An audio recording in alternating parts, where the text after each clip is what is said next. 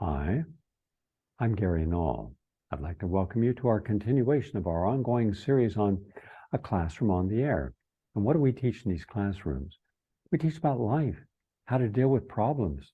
Do you have problems with money? Do you have problems with relationships? Do you have a problem with your own self-image, with discipline? Are you around toxic people and you're afraid of becoming toxic? Making new friends? That's not easy to do, but how do you do that? How do you keep a relationship vital and dynamic and creative and upbeat after a period of years? We are all faced with these in different circumstances. And now more than ever, we have so many things happening in our world. We need a more positive outlook. That's what all this is about. I want to welcome everyone back. As you recall, I am Luann Panesi from Gary Null's. And today I'm going to be talking about the next step from understanding self-care. We spoke the last time about all the different facets of self-care, from physical to physiological to spiritual, environmental. So how do we get that going? How do we maintain it? And what is the drive behind that helps us to make the right choices each day? So today I want to talk about the whole concept of self-esteem and emotions and our feelings. So many people that I work with believe that they are their disease. I am a cancer patient. No, you're not. You're a human being having an experience. I am a Parkinson's patient. No, you're not. You're a human being, and your body is begging for your attention. And depending on your genetics and the environment you live in and the emotions you're hanging on to, that's how disease manifests. So I don't like to call anyone a cancer patient or a cancer victim or a cancer survivor. You're a human being who's had an experience. And as I've reminded you, there are two things in this life. There's good information to which we respond, and that could be a medical diagnosis, it could be a loss, it could be any number of events. It could be suddenly having to wear masks. And I'm noticing now that people are coming out with these designer masks. This is a whole new industry, right? Necessity is the mother of invention. There are people sewing masks like crazy, all different prints, and putting the quilt in and the flannel and using twisty ties for your hair as the rubber bands because it's softer on your ears than rubber bands. It's hysterical, but you gotta love it. People are starting to get inventive. So we want to look at good information, we respond. The rest of the things, the people and the events that we have absolutely no control over. We can't control 5G. We can protest it, but we really can't control what they're going to do. All we can do is try and stay ahead of the curve and make really, really, really good choices to help ourselves stay happy, joyful, and sustainable.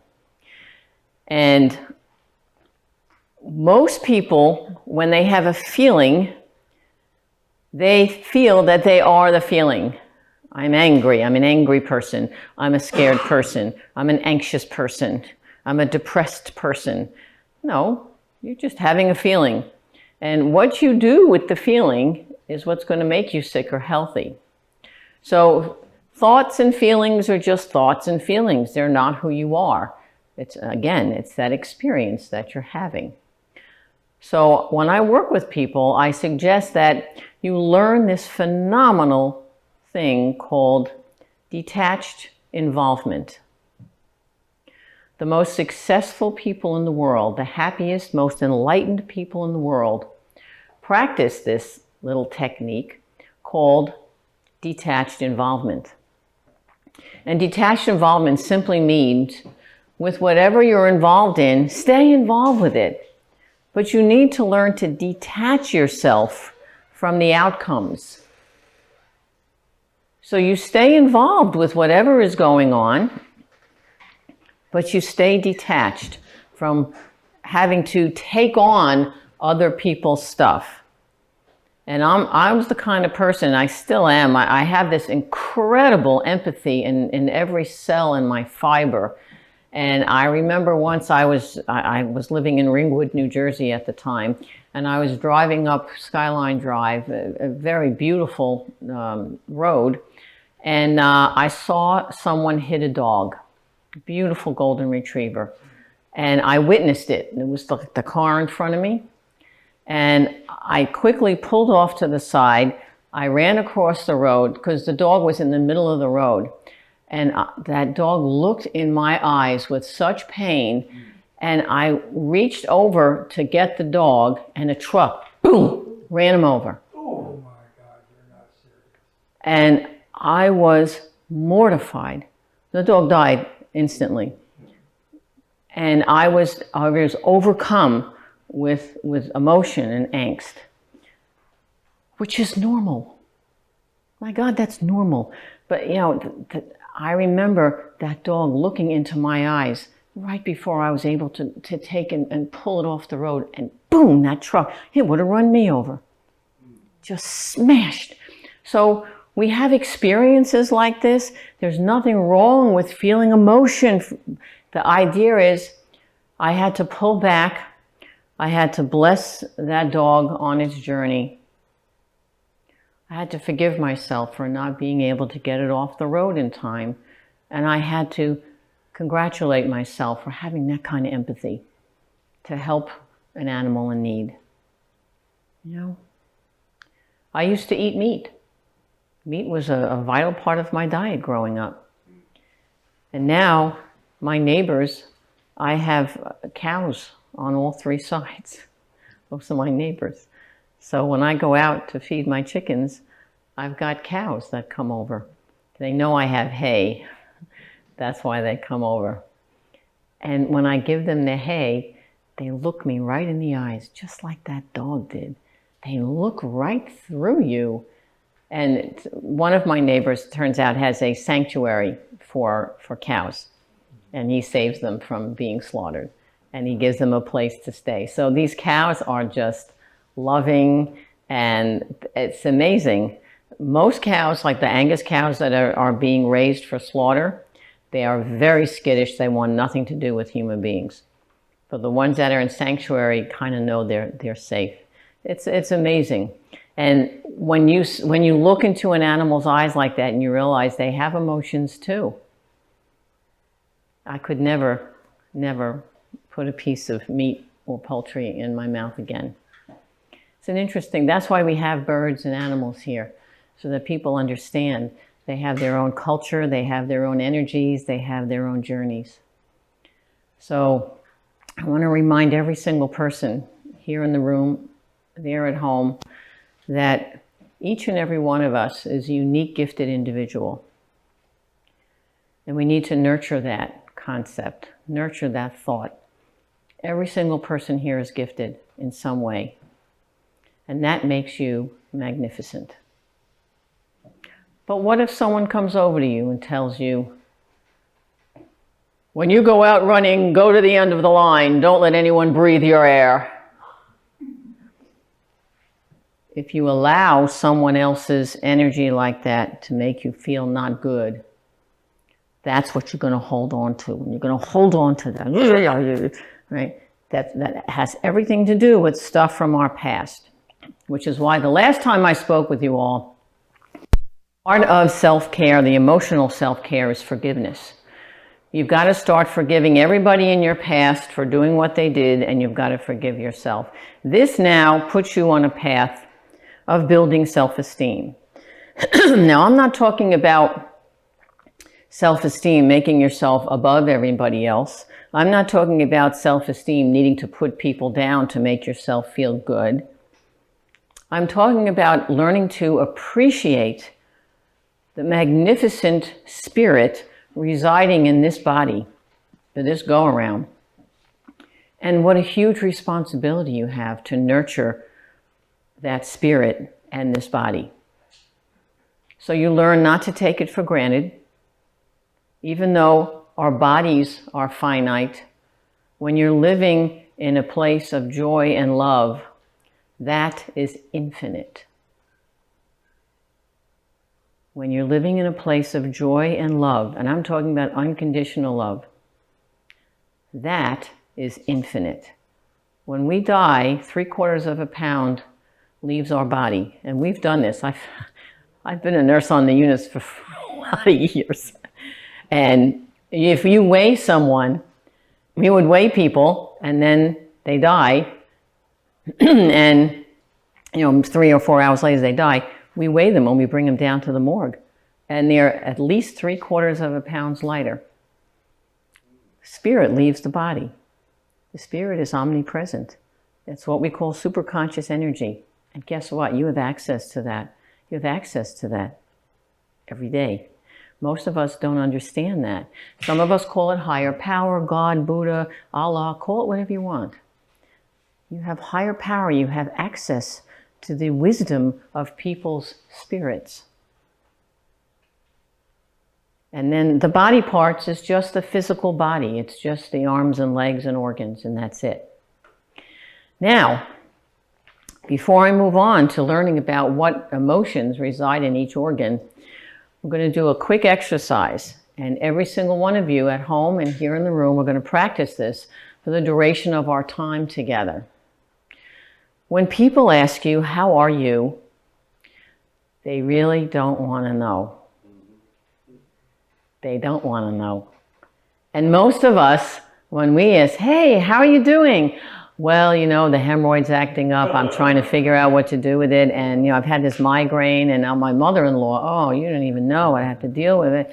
People really don't want to know. It's kind of a social thing to say, I acknowledge the fact that you're here, and I want you to know that, in a way, I care about you. We don't really want to know how you're doing. And what do we usually say when people say, how are you doing? We usually say, fine. I'm fine. I'm good. Some people say, I'm getting along. You need to understand that every word that comes out of your mouth sinks into every cell in your body. So when you state, I'm all right, your cells are going to be all right. So from here on in, I want you to practice affirming your greatness. Yeah. Now, some of you are saying, well, I'm really not that great. Well, you don't think you are because you're believing what other people tell you. But I'm telling you right here and now, every single person in this room is a magnificent spirit. You may have had crappy tools. You may have had crappy pasts and crappy conditioning, and so be it. Take a ticket and get online. That's everybody. It's everybody. But you have a choice. You can allow the experiences of your past to justify your victimhood in present day, or you can learn lessons from your past and develop a core of inner strength and wisdom. Learn the lesson and leave all those crappy emotions behind. You're allowed to do that. We didn't think we were allowed. Not only are you allowed to do it, you're responsible for letting those emotions go. The emotions are important in the moment. Of course they are. But then once that emotion gets your attention and you're focused on what do I have to do to resolve this terrible feeling I'm feeling, then you move on and you do what you got to do. I came from a very, very physically abusive background. Both of my parents had uncontrolled rages. And anytime we defied them or we did something wrong, they would beat us till we bled. And then we had to go and peroxide all our sheets off because she didn't want to buy new sheets. And this is how I grew up. Now, when you don't know how anybody else grew up, you think everybody. And I got to tell you, a lot of people in my age group, they all had parents with rages. These are kids of immigrants that had very, archaic, upbringing with their immigrant parents from Europe. So That's what I had. That's what I grew up with. And I believed I equated love with pain. So I sabotaged every relationship that I was in. I wanted nothing to do with having a family because I equated love with pain. And she would be screaming and yelling at me. And I always felt like I was hurt. I was not making my parents happy. And I was just overall not a good person. All right? And then came the kicker when she says, I beat you because I love you. And I was like, hate me a little. Little. You know? So we all grew up with some kind of pain, whether it's sexual abuse or physical abuse or emotional abuse or even just plain old abandonment. We all grew up with some kind of a pain. Now, what good can come of that kind of a childhood? Well, for one thing, I'm a staunch advocate against child abuse and animal abuse. If I see anyone beating a child, I call 911 and have them arrested. If I see anyone abusing an animal, yeah, I'm pretty strong. John Q will tell you. I don't tolerate that crap. These animals need us. We are here to support them. How dare someone take out rage because they don't have the tools? Yeah, we'll learn some tools. Right now we have a lot of tools out there to help people help themselves. There's really no reason to resort to that kind of violence. So that good came of that. That's something good that came from that past.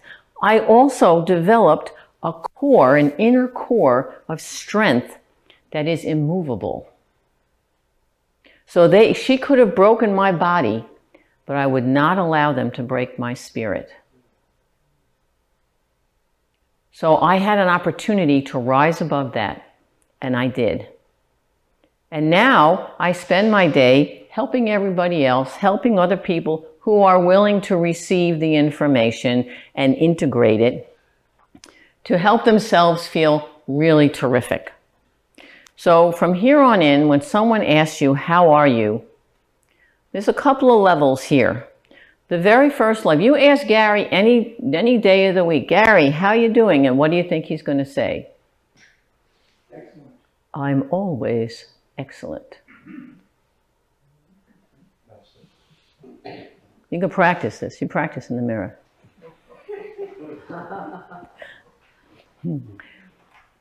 That's a joke, those of you at home. You don't have to practice that in the mirror. I'm just saying.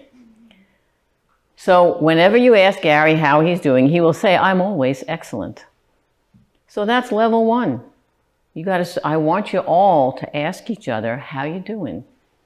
And you're going to say, I'm excellent. All right? Now, there's a second level. You'll hear me say it all the time. Many of you have asked, hey, Luann, how you doing today? And what do I say? I am blessed and highly favored. So that's level two. Level two is, I'm blessed and highly favored. And if someone says, what makes you so blessed and highly favored? You tell them, I woke up above ground. It's a good day. Yeah, I'm blessed and highly favored. And if people say it back to you, you say, yes, you are, because you're talking to me. Now, who knows the third level? Oh God, some of you have heard this before. The third level is, now some of you are going to feel uncomfortable saying this, but the more you practice it, the easier it gets. You say, I'm a living magnet for miracles. How you doing today? I'm a living magnet for miracles today. Hold on, I feel one coming on. Every word that comes out of your mouth goes into your body. So when you say, I'm a living magnet for miracles, your body is just, yeah. Now, there's a next level. And I tell people, if you answer people with the highest level of self-esteem, they often puke on their shoes because they cannot tolerate anyone with that level of self-esteem. And the highest level is, I am a magnificent expression of all that is. And you are. I am a magnificent expression of all that is. How do you like that? That works. Try it. Now, the first time you do it, you're going to feel kind of dumb. It's like, oh yeah. But what if I'm really not? Well, I'm telling you, you are. It's all your past conditioning that helped you to believe that you're anything less than magnificent expression of all that is. All the wisdom of the universe is in your body. You just need to access it. And so many of us are so enmeshed in our emotions that we really don't get to live our lives. So what I'd like to explain today this is a concept from Ayurvedic medicine as well as Chinese medicine. The Chinese figured this out over 5,000 years ago. And it's all about our emotions and how they resonate with different organs in our body. All right, now we've suppressed the information and the wisdom from Chinese medicine from years ago. I mean, thousands of years ago. This information was available, but they suppressed it in the Western world, especially with industrialization. And it started trickling back in. And when I learned this in Chinese medicine, I got a 4-year degree in Chinese medicine. I was fascinated by it, absolutely fascinated. And it started all to make sense to me. So when someone comes to me and says, I've had upper respiratory infections my entire life, and I just can't seem to shake it. I'm just suffering with all this upper respiratory infection. Usually I ask them, do you have some kind of unresolved grief? Do you have a hard time creating change in your routine? And they go, oh my God, how did you know that? You know, they think it's magical. No, it's basic Chinese medicine. So I'm going to run through these organs. I want to start with the kidneys. I mentioned this the last time. In Chinese medicine, the kidneys have the adrenals. Ad means on top, renal means kidney. Adrenal. The adrenal gland sits on top of the kidney, and it's there for your fight or flight. Right? You're there, you see an emergent situation, you can jump in and all your energy goes there. The adrenals is your emergency backup. In Chinese medicine, it's also about your lifespan, which is why it is so important to sleep 6 to 8 hours a night. Because that is when your body is recharging. That is when your adrenals are getting needed rest. And by the way, the adrenals hold on to the grand majority of the vitamin C that you put into your body. The second highest concentration is the aqueous humor of your eye. The aqueous humor of your eye. That's the second highest concentration of vitamin C in our body. Most people say, oh, I take 500 milligrams of vitamin C a day. You know, 500 milligrams, you should be taking 10,000 milligrams a day if you want to support all of your organs in this kind of in the environment that we're in right now. Because the more angst you hold on to, the more taxed your adrenals are, and you're just slicing down your natural lifespan. Right? Here, with anti-aging, we're trying to expand your natural lifespan. But first, we've got to get you out of the old stuff that's naturally cutting your lifespan down. So, in a healthy kidney, the healthy kidney is all about wisdom of the universe. It's all about wisdom. Now, when you learn lessons, you learn a degree of wisdom. You know, by now you see Gary has this channeled information. He's tireless when it comes to learning and understanding and putting things in its proper context.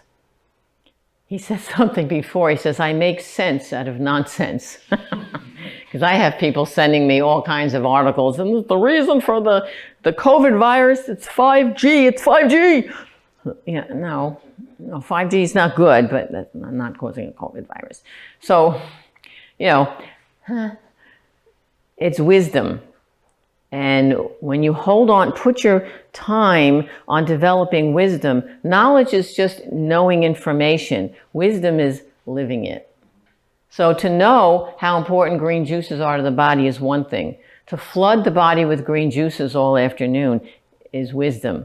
I understand what I'm doing, and that's why I'm doing it every day. No one has to tell me, right? So the kidneys are also about perseverance. Don't write this down. I have handouts for everybody, and I'm going to be sending you this at home. It's about perseverance. No matter what, you push on, you persevere, you go. No matter what obstacles come in your path, you go. We could have canceled this whole anti-aging program. We could have. It would have been easy. And we persevered. Gary said, no, we have a challenge. We're going to create ways to figure it out. We're going to figure it out. And I have the Board of Health calling me. I heard you have New Yorkers down there. I said, we're all quarantined. We got masks. We got personal air purifiers. We got gloves. We're alcoholing our surfaces off. Please stop by anytime. I'm a Texas registered nurse. I'm happy to accommodate anyone. Come anytime you want, because we're all being quarantined. Oh my God, it was such a relief. So it's perseverance, no matter what. I remember I said, I made phone calls, get down here 4 days early. Just about every one of you came down 4 days early. We did it. So perseverance. And then, of course, very important when you have healthy kidneys and adrenals is willpower. Willpower is when this is all over and you go home and you're surrounded by people who are drinking alcohol, smoking cigarettes, eating fast food. You're surrounded by people that are stressing out over things. You have the willpower to stay focused on what you're doing. Does that make sense? It's a wonderful way to live. And finally, the kidneys are about the ability to calm yourself. And when you calm yourself, you're really building up the adrenal glands. And that's what lifespan is about. That is what anti-aging is about. And that's why I start with nurturing the kidney chi, or energy. Now, in another one of my lectures, I'm going to do a whole presentation on practical applications of Chinese medicine. It's really a blast. And you're going to consider where are the organs I have to focus on. So, for instance, the lung channel comes down, goes all the way down here, and there's a point. And all you do is massage that point, and you're going to stand. Susan's going, give me the point, give me the point. And there is a great point to tonify the lungs. We're going to learn a whole bunch of stuff. I can't tell you how excited I am. We have so many great lectures to do together. So it's about calm and the ability to be content. Oh my God, content. How can I be content? Easy. It's a choice. It's a choice. So that is why we want you to be in quiet, in solitude, relaxing, be in nature. By the way, has anyone smelled the aroma on this property today? I don't know how things are at home, no matter where y'all are located, but down here, it's spring, it's 84 degrees, and the flowers are all opening up. And by the way, Gary is a beekeeper. You notice all the honeybees? We have lots of honeybees, and they are working overtime. We had to expand the beehives because the bees are so happy and so productive. So just be with the birds, be with the animals, be with the aromas. Listen to all the birds out there. Be able to just sit and be content and relax. That was the hardest thing for me, by the way. Hardest thing for me, okay? I'm your quintessential workaholic. I was. And I never felt I was worthy unless I was busy doing things for everyone all day long. Not now. I always take care of me. Yes, I can do a lot of multitasking. I can get a lot done in a day, more than most. I get that. But I have my relaxed time. Every morning I sit for a half hour. I try and sit outside in nature. And every evening when I get home, I have 12 chickens. I let them out. I have free range, because otherwise owls and hawks will come down and scoop them up. So I sit there and the chickens hop up on my lap and they hang out. And then they jump down, another one jumps up, and it's so relaxing to just be outside, to be with nature, and it's relaxing. It helps me ground at the end of the day. So if you know anything about yoga or Tai Chi, it's about balance. There are times when you're pushing forward. There are times when you're drawing back. There are times where you're doing more lateral moves, and there are times where you're just standing still. And life is just about that. Most people just want to be comfortable. They don't want any stress. They just want to be comfortable. But that's not life. That's an illusion. You need to embrace the challenges, create the challenges. My whole life has just been a series of challenges. And then when you figure out what to do to meet that challenge, guess what? Another challenge is going to come right along. So instead of resisting and contracting back, you get out there, right? Deb had an opportunity to stay home. I said, stay home, stay under your covers and shiver in fear and get into it. Get into it. Or you can come down here and change your whole life. Have a whole new outlook, be with happy, healthy people, be in a clean, healthy environment with delicious gourmet food. It's really up to you. She made the right choice. She showed up. She pushed past. Now, suppose the kidneys are imbalanced. People have chronic urinary tract infections. People have kidney stones. Now, there are physiological causes for imbalances, and there's also emotional causes. So the imbalanced kidneys live in fear and indecision. Oh my God, what if this happens? What if that happens? I can't decide. Oh, should I stay? Should I go? I don't know. You know, you're going to have chronic kidney condition. Remember, the kidney is about your lifespan. It's about how you age. So the more you angst and fear and you have phobias and you have loathing and oh my God, what about this and what about that? That's an imbalanced kidney. So when you understand which emotions are healthy for the kidney and which are not, experience the anxiety, experience the fear, because the negative emotion is actually there to get your attention. And then once it gets your attention, you're supposed to focus on what you're supposed to do to manage whatever the cause is of the negative emotion. Does this make sense? This is critical. Because any imbalance in any organ in your body has to do with what emotion you're choosing not to deal with in the moment. Right? And we become those negative emotions. And those negative emotions are going right into that kidney and chopping your lifespan down. So that's the kidney. Let's talk about the heart. The heart is also very important, obviously, and the heart and the small intestines, by the way, are what we call a yin-yang pair. What happens in one happens in the other. So people that have gut biome issues also have issues with their heart. Okay? Now, the positive emotion, obviously, of the heart is what? Love, happiness, joy. And allowing yourself to experience bliss. So few of us experience bliss. I'm going to bring a book in. I did this at the last meeting also. There's a book called Mutant Message Down Under. Yeah. Have any of you read it? What's it called? Mutant Message Down Under. I'm going to bring the book in. And it's a fabulous story. I'm going to go over the book and some of the excerpts from it. And one of the things that the indigenous people of Australia, that's the Down Under, do, is when it rains, they celebrate.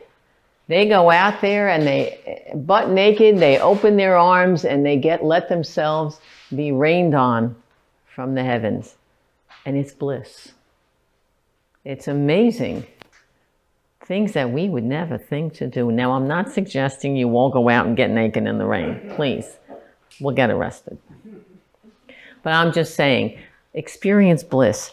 You know, I have a coach. I am a coach, but I also have a coach. And before we end our chats together, she said, do everything with joy. Do everything with joy. You know, even cleaning out the chicken coop. I still do it with joy. I have a good time. I want you all to have a good time. Now, that doesn't mean don't have responsibility. It doesn't mean don't do your share of work. No, it means do everything with joy. It's a choice. Being happy is a choice. It's not an end point. I want to do this program because I want to be happy. Be happy because you're doing the program. Just be happy. No matter what gets thrown at me, I'm pretty happy. It's a choice. It's the way I live, right? So what happens when there's imbalance in the heart?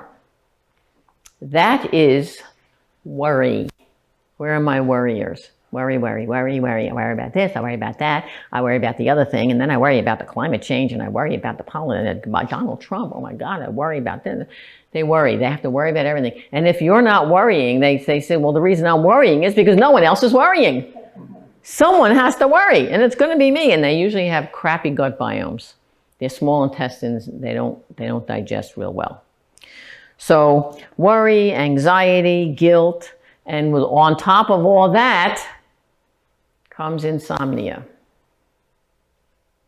These are people that can't fall asleep. A lot of the times that has to do with metabolic heat rising up into the brain. And that's gut biome. Metabolic heat is the small intestine. You've got stuff going on in there, whether it's parasites or yeast or whatever, you know, tapeworms. I used Gary's bug out for 6 months when it first came out. And I go, I don't know what I'm taking this for, but I'm taking it because he says we should all take it.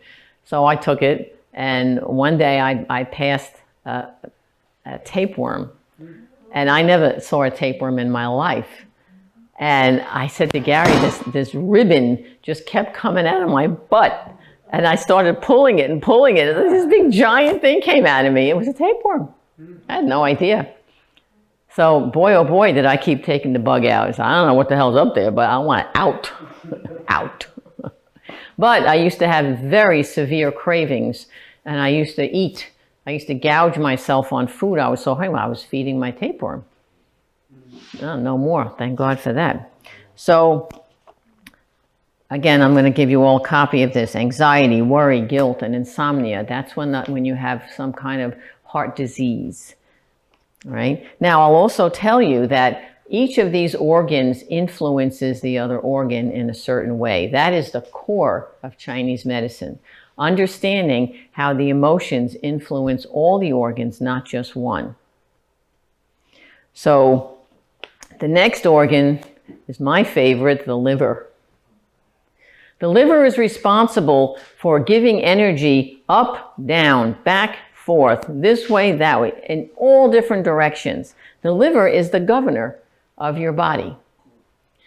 The liver is also there to detoxify the garbage that you're putting into your body, whether it's cigarettes or alcohol or synthetic drugs or other medications. It's so funny, when I first started giving my mother vitamins, she says, I think this is going to overwhelm my liver. I better not take all these. It's too much for my liver. You know, no, Mom.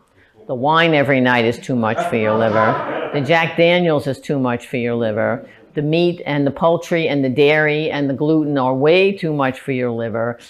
They don't learn that. You know, they don't get that. You know, they're coming from the post-World War II era, where, you know, frozen TV dinners, remember those? Really showing my age, yeah. Yeah. So the liver is very, very, very important in terms of your emotions. When you have a healthy, detoxified liver, you are extremely good at planning things. You're able to sit down and say, these are going to be my goals and intentions for the year. I want to do this, I want to do that, I want to do that. It's also phenomenal when you have a healthy liver, you can make a decision like that. You can make a decision just like that. You're very decisive because that energy is flowing all through your body and all the other organs are receiving that energy. So when you have a healthy detoxified liver, and that's going to mean green juices, lots of fiber in the diet. The fiber in the diet not only cleans out physically the 30 feet of intestines that you have, but it also goes into the gallbladder and the liver and cleans out the tributaries. And that's your soluble fiber. Inulin, guar gum, pectin. These go right into the gallbladder and the liver and they pull toxins out. Fantastic. If you have a very high fiber diet, you'll notice your bowel movements change significantly.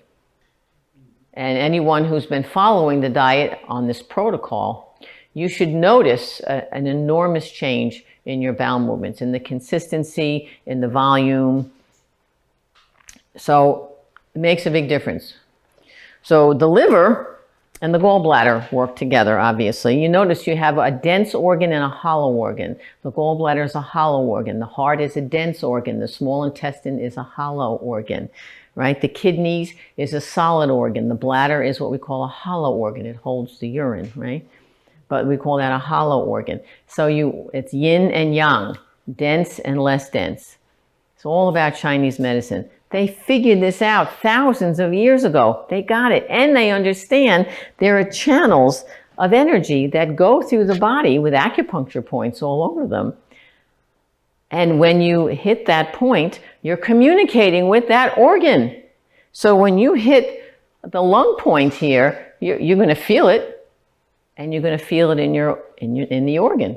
It's absolutely amazing. And by the way, anytime someone suffers a loss, someone passes away, they lose a pet, they lose a family member, they lose a job, mark my words, within 2 weeks, they're going to have an upper respiratory infection because the lungs are all about grief. We're going to talk about that. So also the liver is about having kindness and compassion. So when you have a detoxified liver, you're good at planning, you're good at making decisions, you have a load of kindness and compassion that you share. When your liver is toxic, that's when you have anger, hostility, rage, resentment, entitlement, and self-righteousness. Anybody know any of those? The whole goddamn population, because all of our livers are toxic. These people that have toxic livers, and by the way, the time of the liver, the height of the liver is between 1 and 3 in the morning. And that's when most of your drunks are getting involved with shooting incidences, beating up incidences, and car accidents. That's the time of the liver. So when people are drunk between 1 and 3 in the morning, they are dangerous because they're full of anger, hostility, rage. Yeah, no angry drunks? Yeah. It's all about liver toxicity. That's why we want everybody on green juices all afternoon. That's why we want people exercising. That's why we want people to have healthy diets so you're not congesting the liver. That's why we want you to have as few toxic things in your body as humanly possible. Yeah, that's why we don't have alcohol and we don't smoke pot and we don't, we're not smoking cigarettes or anything else like that ruins the body. It all rots in the liver. So if you know people that are super duper angry, understand they probably have a very toxic liver. And immediately you think, what do we cope with when we're angry? Alcohol. Yeah. So there's your liver. Now, in Chinese medicine, we have this thing called the spleen in our body. It stores red blood cells. We're really not quite sure what it's doing in there. But in Chinese medicine, It's the solid organ that works with the stomach. In fact, it sits directly behind the stomach on the right side, on the left side of your body. So the spleen and the stomach are a yin-yang pair. And the stomach and the spleen are all about mental clarity. Mental clarity. One of the first things I noticed when I started detoxing, I noticed I had a lot more mental clarity. I was a lot clearer about who I was and what the heck I was doing. And when I walked into the hospital where I worked, I oversaw over 100 people. I was the assistant director of adult medicine, neurology, oncology, and geriatrics. I walked into my office and I thought to myself, I don't belong here anymore. I was groomed and conditioned and indoctrinated to live in this setting, and I don't belong here anymore. I had such clarity when I got back. And shortly after that, I actually came to a second retreat and taught meditation every day, 5 days a week. And after the second retreat, that's when I asked them to please terminate my position. I said, I have a great way of saving you over $100,000 a year. And they said, great, what's your idea? I said, terminate my position. And they did, happily. They didn't like me anyway. I was very outspoken. But that's all right. My units ran like well-oiled machines. I empowered everybody. Everybody had high levels of self-esteem. Right before change of shift report, we'd all stand in a circle, give each other back rubs, and turn around and do it again. And then we sat down and they gave change of shift report. It was a different environment. And I was criticized for that severely because I wasn't following the policy. That's okay. We'll learn about dynamic energies. Sometimes you gotta just do it. So the spleen is about mental clarity. It's about imagination. You'll notice that a lot of artists don't have too many issues of the stomach. They don't have ulcers because they have profound imaginations. And it's about grasping information. When you have a healthy digestion, it's easier for you to learn and pick things up versus phasing out. Now, when the spleen and the stomach are not balanced, that's when you have the people that over-intellectualize. Anybody know them? These are the people that have to know everything down to the nanoparticle. Yes, I understand, we need amino acids, but the nanotechnology in the literature says that, so their whole life is about intellect. It's not who they are. It's just, it gives them an illusion of security to have lots of information. I once had a guy that sent me a gigantic box of every cassette of Gary's shows from when he started them in the 70s. And I'm thinking, is he nuts? Well, the guy was dying and he said, someone should have these. I'm sending these to you. I'm like, what? So, I mean, Gary has them all archived, but this is someone who over-intellectualized and categorized everything. If you're not using it, get rid of it. One of the greatest things I did was go through my bookshelf. And if I'm not using the book, I donate it. I donate it to nursing homes, skilled nursing facilities, retirement villages. They love that stuff. Hand it over. If you're not using it anymore, let somebody else enjoy it.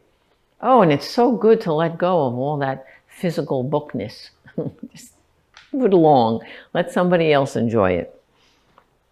So what else? Obsessive compulsive behavior. Everyone I know with obsessive compulsive or paranoid behavior, these are the people that have ulcers and GERD because they're holding on to everything in their stomachs. And finally, we talk about the lungs. When you have healthy lungs, you're very good with bonding with people. So when you're out there power walking every day and you're exercising and you're doing your cardiovascular, I mean, John Q is a perfect example of someone who bonds easily with people. His lungs are so strong that it's easy for him. And he doesn't need to control anybody. He doesn't need to be authoritative over anybody.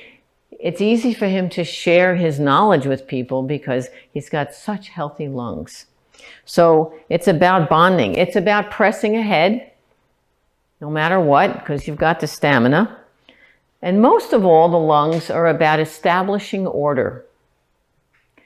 So anytime John Q comes down here, he says, okay, that's got to go, that's got to go, and that's got to go. I want to bring in ropes, I want to bring in this, and I want to bring in that. So he's very good at establishing order. Now, I'll also tell you that a strong skeletal muscle means strong digestion.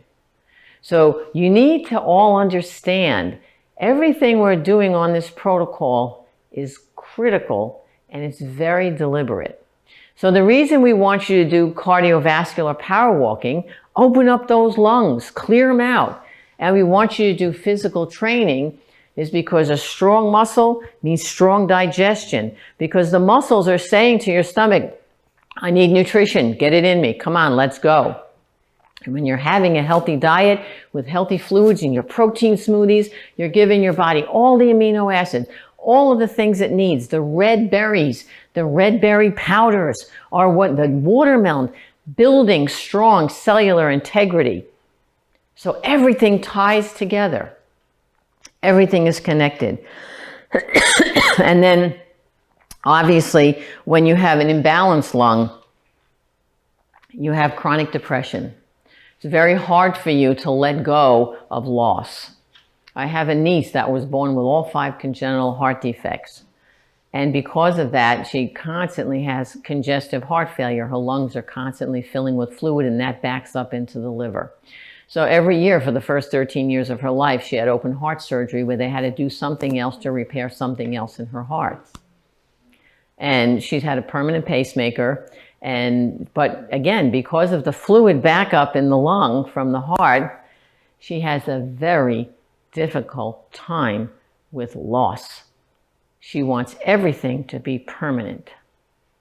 The hardest time in her life was when her mom passed away when she was 12 years old from breast cancer. This is my older sister. And it was, she had the hardest time of everybody, not just because she was 12 and she lost her mom, but because of the fact that her lungs were so, they were so fragile. And I understood that. And I took my nieces every weekend for like 6 months after she died to make sure they were surrounded by love and something positive and things like that. And, you need to be aware. And ironically, she is a nurse in pediatric intensive care. And she works with all the kids who are having open heart surgery every year like she did. So isn't it funny how the circle of life continues? So she's their hope to say, hey, look at this. I had 13 of them. You can do it. I can do it. You can do it. So she gives these kids, these little tiny kids that are going through the same thing she went through. She said, I have a permanent pacemaker right here. I've had it since I'm born. You can have yours too, no problem. So they don't feel like they're freakish. They're in their own little category, but they're okay. Yeah. And you learn when you have strong kidneys, strong heart, strong liver, strong spleen, strong lungs, suddenly you stop having the need to judge everyone. You stop having the need to judge yourself and to criticize yourself. You learn to fall in love with you and never ever leave you again.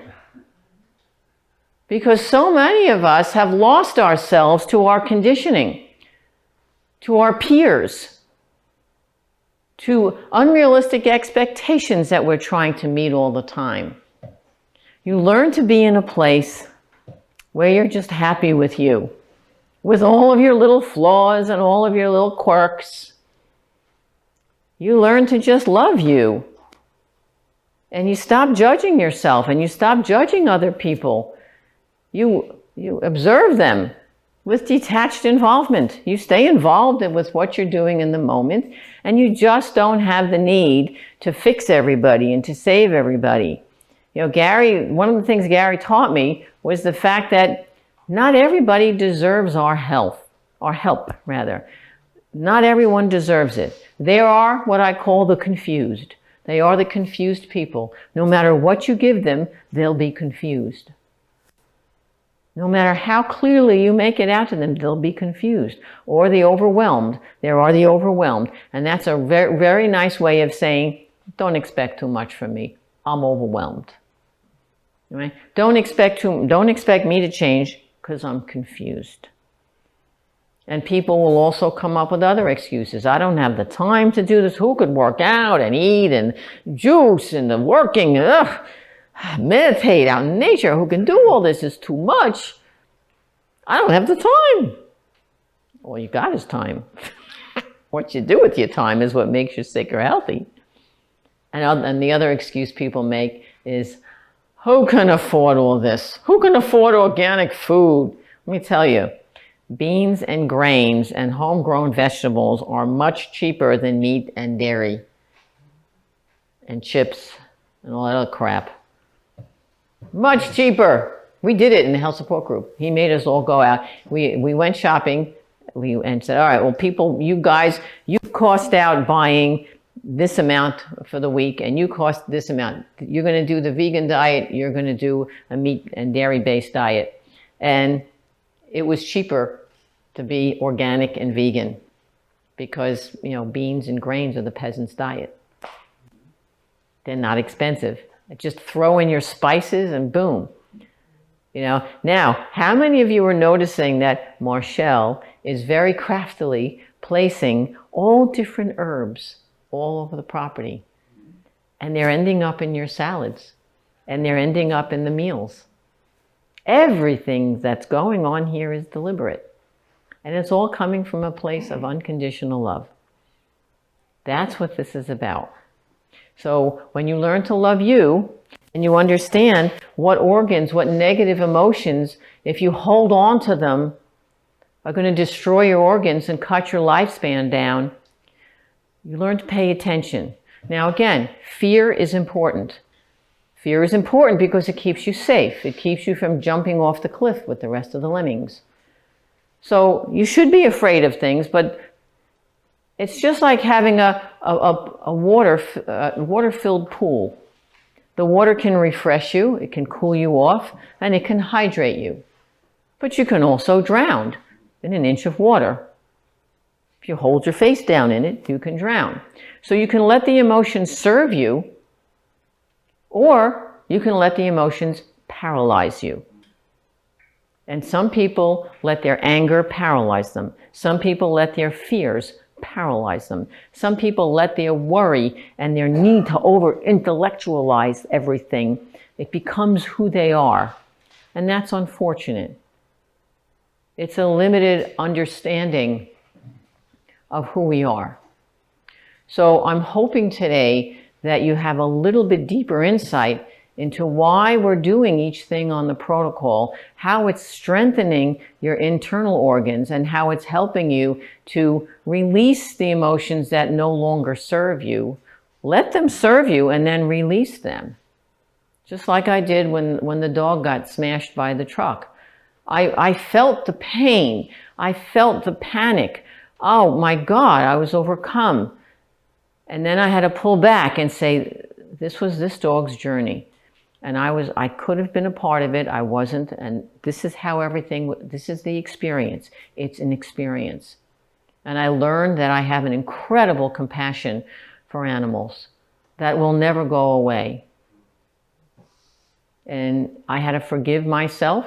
I had to just bless the idiot who smashed him. The people that are so insensitive that they just smash into animals. It's okay. Too bad.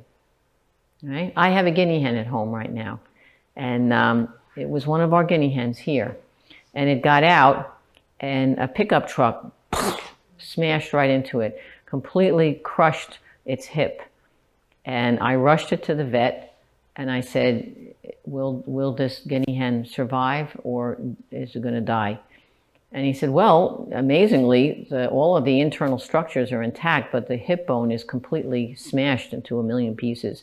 It's not going to have any innervation to the right leg and foot at all. So I said, is the bird in pain? And he said, the bird seems to be okay. It's going to need to be quiet for 4 weeks. It needs to be in quarantine for 4 weeks. So I got it a mask. No, I'm kidding. So, so I kept it at home, and I actually built a miniature chicken coop in the vestibule of my house. I did. I'm going to have my head examined.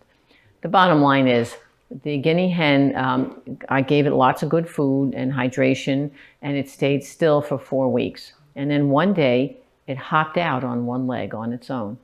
I took it back to the vet. I said, I need to know that this bird is not in pain.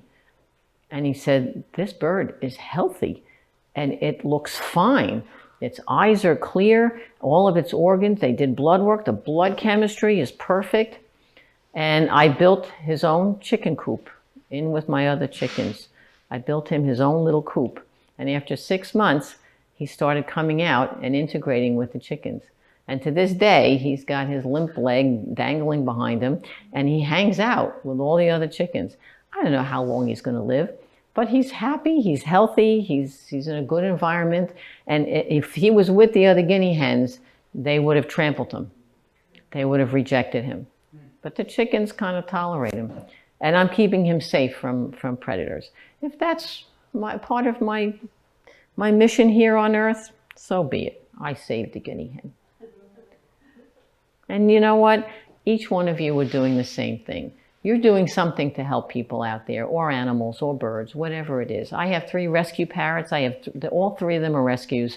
They all have issues, but they're my parrots, and they're hysterical, and they have their own little personalities, and I love them to bits.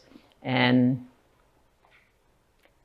if that's my mission on this earth, so be it. I'm having a good time. So I want you all to make sure you're integrating fun.